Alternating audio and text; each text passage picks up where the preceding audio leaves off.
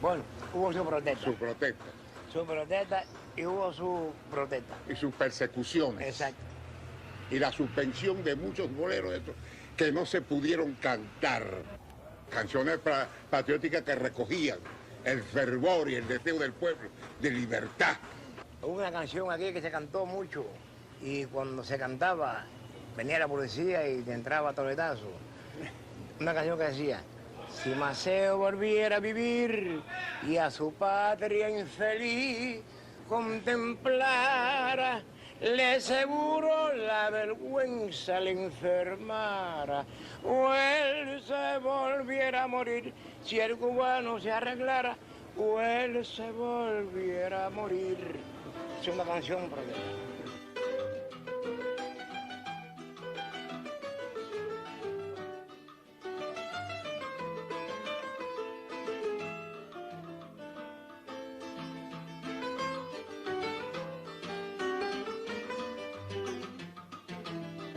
Le llamo a los viejos trovadores, precursores de esto, precisamente la trova. Exactamente. Aquí tenemos un viejo, mire, aquí tenemos un viejo. Aquí tenemos una un vieja, viejo, una reliquia. una reliquia nuestra, 89 años. Es uno de los que nos queda más viejo. Trovador, guitarrista y cantante. ¿Y cómo aprendió usted a tocar?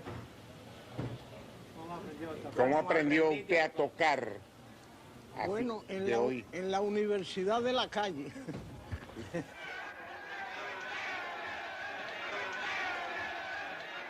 As the trovadores used their music to criticize the government and call for change, they were frequently thrown in jail.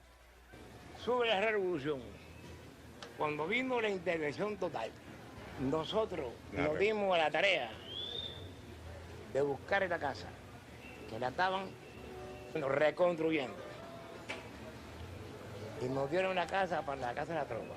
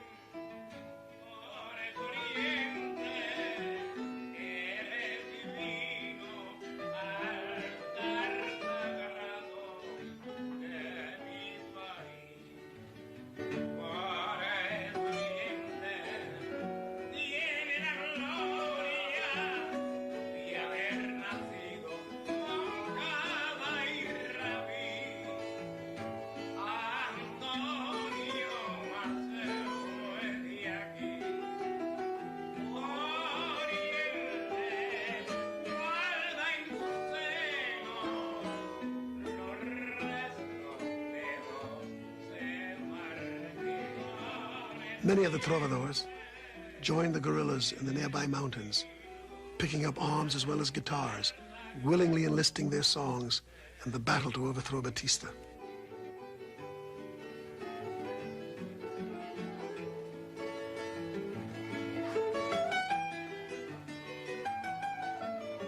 Initially, the United States government saw the overthrow of Batista as something positive.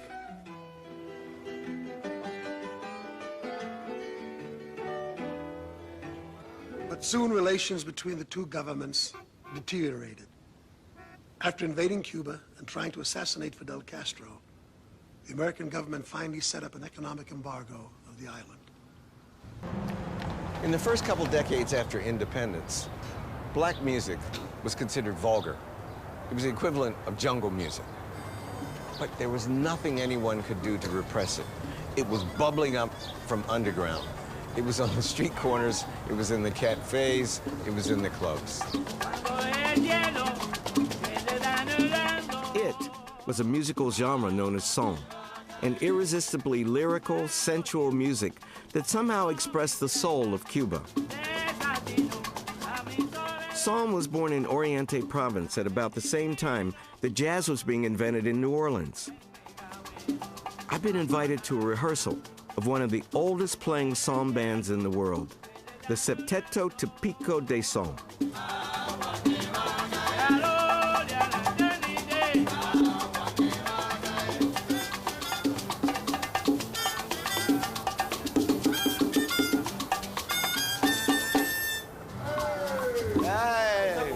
Fantastic, guys. Fantastic. Hola. Welcome, Professor. Thank you. Welcome. Oh, my God. Thank you. When were you born? Me, Yeah. in 1926. I am about to be 84. 84 years ago. Was son music legal 84 years ago? No. No. Why not? Why not? Porque Because back then they said the septet was black people's business. entonces ellos estaban tocando en una. So if they were playing in a party, the police would come and arrest them. No se podía tocar son. You couldn't play son back then. En La Habana no se podía tocar son. In Havana, you couldn't play son. Había que. You had to play son in hiding. The police would come and would take everybody to the police station. How much of son music is African? How much is Spanish? Y de España tiene las. From Spain, it gets the string elements, the guitar. But from Africa, it gets the drums, the backing vocals, and the flavor with which the singers perform is much more African than Spanish. Muchas veces que al estilo de España. The government's attitude towards son represents a radical turning point in Cuban culture. Despite efforts to suppress it, son kept bubbling up from underground. Even the rich and famous succumbed, and through secret son parties. All that changed officially in 1925.